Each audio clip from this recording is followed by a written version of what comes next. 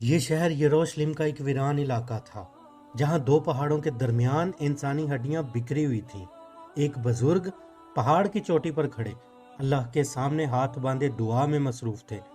وہاں موجود مخلوق اس منظر کو حیرت زدہ طور پر دیکھ رہی تھی۔ اچانک ہوا میں تبدیلی ہونا شروع ہوئی اور پہاڑوں کے بیچ وہ ہڈیاں ہوا سے ملنے لگیں اور ان بوسیدہ ہڈیوں میں جان آ گئی اور وہ آپس میں جڑنے لگیں۔ یہ کیا ماجرا تھا جو بنی اسرائیل کے ساتھ پیش آیا؟ آخر وہ بزرگ کون تھے؟ جانتے ہیں آج کی ویڈیو میں، مگر گزارش ہے میرے چینل کو لائک اور سبسکرائب ضرور کر دیں۔ حضرت حزقیل علیہ السلام اور موت کی وادی۔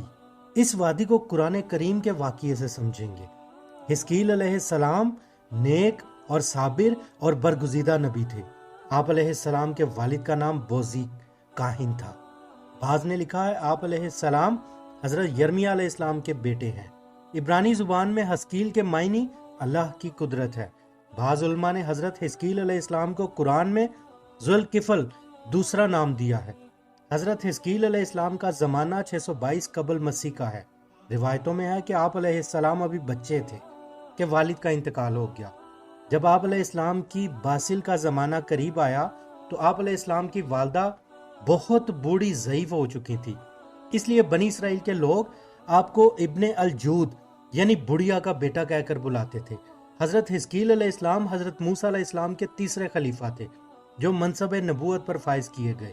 حضرت موسیٰ علیہ السلام کی وفات کے بعد آپ علیہ السلام کے پہلے خلیفہ یوشع بن نون ہوئے اور ان کے بعد حضرت کالب بن یوحنا نے یوشع بن نون کی امامت کی، اور پھر ان کے بعد حضرت حزقیل علیہ السلام حضرت موسیٰ علیہ السلام کے جانشین مقرر ہوئے۔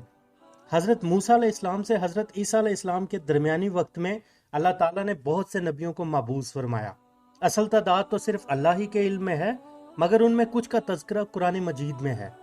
بعض کا مختصر اور بعض کا تفصیل سے ذکر ہوا ہے۔ حضرت یوشع اور حضرت حزقیل کا نام قرآن پاک میں نہیں ہے، البتہ واقعات کا ذکر احادیث مبارکہ اور اقوال میں ملتے ہیں۔ حضرت حزقیل نبوت پر فائز ہوئے تو بنی اسرائیل میں سرکشی عام تھی۔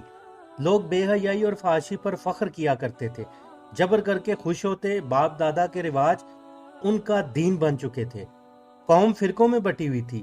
اس بد کردار معاشرے میں حضرت حزقیل نے توحید کا پرچم بلند کیا، اپنے لوگوں کو ہدایت شروع کی، اللہ کے حکم اور صراط مستقیم پر چلنے کا کہا، لیکن ان لوگوں پر ذرا بھی اثر نہ ہوا اور وہ لوگ اپنی روش پر قائم رہے۔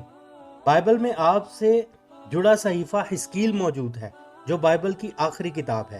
صحیفہ حزقیل میں آپ کا معاملہ تفصیل سے موجود ہے۔ سن 550 قبل مسیح میں بابل کے بادشاہ بخت نظر نے بیت المقدس پر حملہ کیا تھا۔ یہودی خوفزدہ ہو کر قلعہ بند ہو گئے۔ حضرت حزقیل علیہ السلام کا خیال تھا بنی اسرائیل کی تباہی ان کی کوتاہیوں کا سبب ہی ہے جو اللہ سے نافرمانی کر کے ملی ہے۔ آپ علیہ السلام نے اپنی قوم کو بتایا، ہرگز وہ کام نہ کرو جو اللہ تعالیٰ کی ناراضگی کا سبب ہو۔ اپنے آپ سے برائی کو اتار کر پھینک دو، اپنے لیے نیا دل اور نئی روح پیدا کرو۔ مہینوں تک محاصرہ جاری رہنے کی وجہ سے ایک رات لوگ بادشاہ بخت نظر کے ڈر سے بھاگ گئے، مگر بخت نظر کی فوج نے ان کا تعاقب کیا اور انہیں قتل کرتے گئے۔ پورا یروشلم ہی خون میں ڈوب گیا۔ اسی دوران ایک ایسا واقعہ پیش آیا جس سے سب حیرت زدہ ہو گئے اور سب کے لیے یہ واقعہ نشان عبرت بنا۔ واقعہ یہ ہوا کہ حضرت حزقیل علیہ السلام نے بنی اسرائیل کے باقی ماندہ لوگوں سے کہا کہ تم سب تیار ہو جاؤ، ہم ان سے جنگ کریں گے تاکہ اللہ تعالیٰ کا نام اونچا رہے۔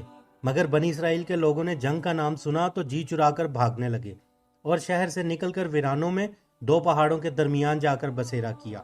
مگر اللہ تعالیٰ کو ان کا یہ عمل ہرگز پسند نہ آیا اور اللہ تعالیٰ نے ایک عذاب کے فرشتے کو ان پر مسلط فرمایا۔ اس فرشتے نے پہاڑ کی چوٹی پر کھڑے ہو کر ایک زوردار چیخ ماری اور کہا تم سب مر جاؤ۔ وہ چیخ سن کر سب کے سب وہاں مر گئے، جن کی تعداد 70,000 تھی۔ کچھ عرصہ یہ لاشیں یوں ہی پڑی رہنے کی وجہ سے سڑنے لگیں اور ان میں بدبو پیدا ہو گئی جو ہر طرف پھیلتی گئی۔ کچھ لوگوں نے لاشوں کے چاروں طرف دیوار کھڑی کر دی تاکہ یہ لاشیں درندوں سے بھی محفوظ رہیں۔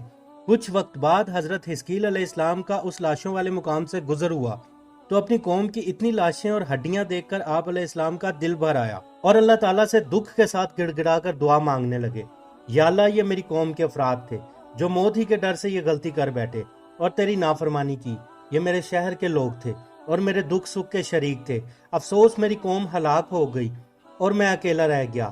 حضرت حزقیل علیہ السلام کو دکھی دیکھ کر اللہ تعالیٰ نے وحی فرمائی، اے حزقیل، ان بکھری ہوئی ہڈیوں سے کہو اللہ کے حکم سے سلامت ہو کر جڑ جاؤ۔ اور وہ ہڈیاں فوراً جڑنا شروع ہو گئیں اور پھر ہڈیوں سے پورے انسانی ڈھانچے بن گئے۔ پھر اللہ کے حکم سے ہڈیوں میں گوشت بھر گئے۔ پھر وہی آئی تو اللہ کے حکم سے ہڈیاں جڑ کر گوشت چڑھ گئے اور بے جان لاشوں میں حرکت ہوئی اور وہ اٹھ کر کھڑے ہوئے، اور 70,000 تمام لوگ پھر سے زندہ ہو گئے اور وہاں سے واپس اپنے شہر آ گئے اور اپنی مدت جتنی زندگی دوبارہ جی لی۔ مگر ان کے اندر اس سزا کی ایک چیز باقی رہ گئی، ان کے بدن کی مہک بدبودار رہی، جو آج بھی یہودیوں سے ویسے ہی آتی ہے۔ اللہ تعالیٰ ہمیں ایمان پر موت دے، آمین۔